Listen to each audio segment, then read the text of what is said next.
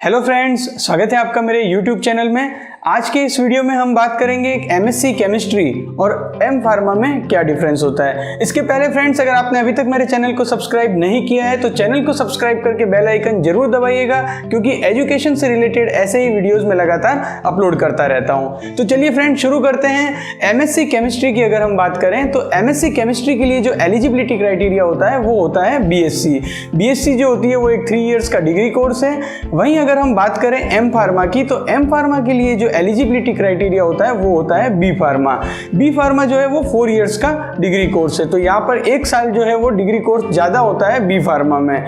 उसके बाद अगर हम बात करें कि MSc केमिस्ट्री जो है उसका सिलेबस और M फार्मा का सिलेबस, उनमें क्या डिफरेंस होता है, तो कई सारे जो स्टूडेंट होते हैं उनका एक जनरल परसेप्शन होता है कि MSc केमिस्ट्री और M फार्मा का जो कोर्स होता है वो काफ़ी ज़्यादा सिमिलर है, जबकि ऐसा बिल्कुल नहीं है। MSc केमिस्ट्री जो कोर्स होता है वो मेनली फोकस रहता है इनऑर्गेनिक केमिस्ट्री पर, ऑर्गेनिक केमिस्ट्री, फिजिकल केमिस्ट्री और एनालिटिकल केमिस्ट्री। ये जो 4 कोर ब्रांचेज हैं केमिस्ट्री की, उनका जो स्टडी है वो करवाया जाता है MSc केमिस्ट्री में। वहीं अगर हम बात करें M फार्मा की, तो M फार्मा जो होता है वो एक प्रोफेशनल कोर्स है और वहाँ पर जो ज़्यादा फोकस रहता है वो pharmaceutical chemistry, pharmacokinetics, pharmacovigilance, pharmaceutics, drug regulatory affairs, ये जो कोर ब्रांचेज होती है इन पर जो है वो ज़्यादा फोकस रहता है। और जो प्रैक्टिकल अप्रोच होती है वो M फार्मा में ज़्यादा होती है as compare to MSc chemistry. इसीलिए जो फ्रेंड्स M फार्मा है उसको एक प्रोफेशनल कोर्स माना गया है, क्योंकि कई सारी जो फार्मास्यूटिकल कंपनीज होती है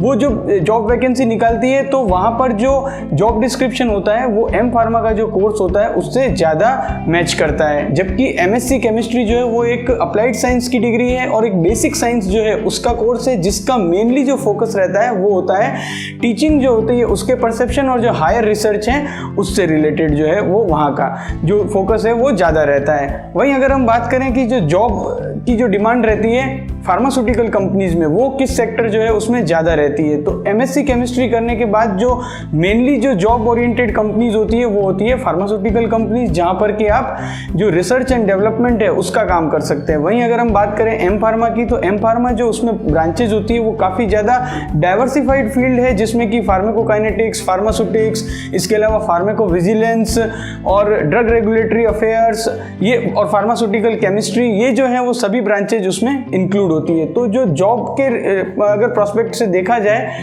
तो M फार्मा जो है वो एक वाइडर अपॉर्चुनिटी जो है वो क्रिएट करता है जॉब से रिलेटेड। वहीं जो टीचिंग फील्ड है उसमें अगर हम बात करें तो टीचिंग फील्ड में भी MSc केमिस्ट्री और M फार्मा दोनों की ही बराबर डिमांड जो है वो रहती है, लेकिन जो कोर ब्रांच है केमिस्ट्री उसकी डिमांड ज़्यादा रहती है, क्योंकि जो कॉलेजेस हैं वहाँ पर जो है वो ज़्यादा वैकेंसी रहती है। इसके अलावा जो 11th-12th जो स्टूडेंट्स होते हैं वहाँ पर जो कॉम्पिटिटिव क्लासेस में पढ़ाने के लिए नीट IIT की जो फैकल्टी होती है वो भी जनरली MSc केमिस्ट्री और PhD केमिस्ट्री जो है वही रिक्रूट किए जाते हैं। वहीं अगर हम इंडस्ट्रीज के हिसाब से देखें, फार्मास्यूटिकल कंपनीज जो है वहाँ पर रिसर्च एंड डेवलपमेंट, जहाँ पर कि सिंथेसिस से रिलेटेड जो है वो वर्क होता है, वहाँ पर MSc केमिस्ट्री और M फार्मा फार्मास्यूटिकल केमिस्ट्री दोनों की ही बराबर डिमांड रहती है।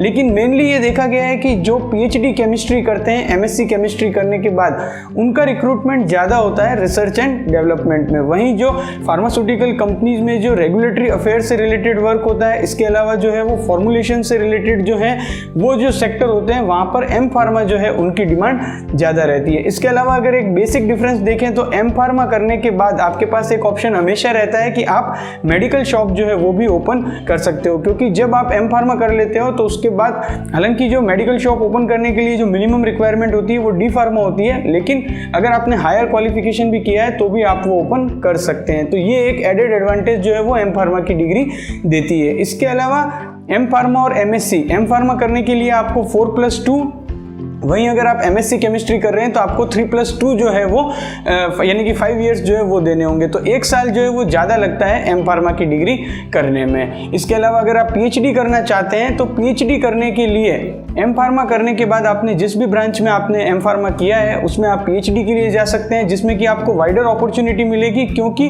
बहुत सारी जो ब्रांचेज है उसमें M फार्मा होता है। तो आप PhD के लिए जो रिसर्च टॉपिक है वो भी उसके अकॉर्डिंगली आप चूज़ कर सकते हो, जिसमें कि आपको जो वेराइटी और जो ऑप्शन ऑप्शंस होंगे वो काफ़ी ज़्यादा मिलेंगे। वहीं अगर आपने केमिस्ट्री से एमएससी किया है तो पीएचडी करने के लिए जो सबसे ज़्यादा जो इंटरेस्ट रहता है वो ऑर्गेनिक केमिस्ट्री में रहता है, उसके बाद जो है वो इनऑर्गेनिक केमिस्ट्री में, उसके बाद जो फिजिकल केमिस्ट्री और सबसे लास्ट में एनालिटिकल केमिस्ट्री की जो डिमांड है वो रहती है।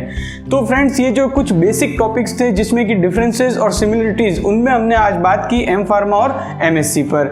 आई होप फ्रेंड्स ये वीडियो आपको अच्छा लगा होगा। वीडियो अगर अच्छा लगे तो आप लाइक करना, अपने फ्रेंड्स के साथ शेयर करना और चैनल को सब्सक्राइब करना ना भूलना। Thank you.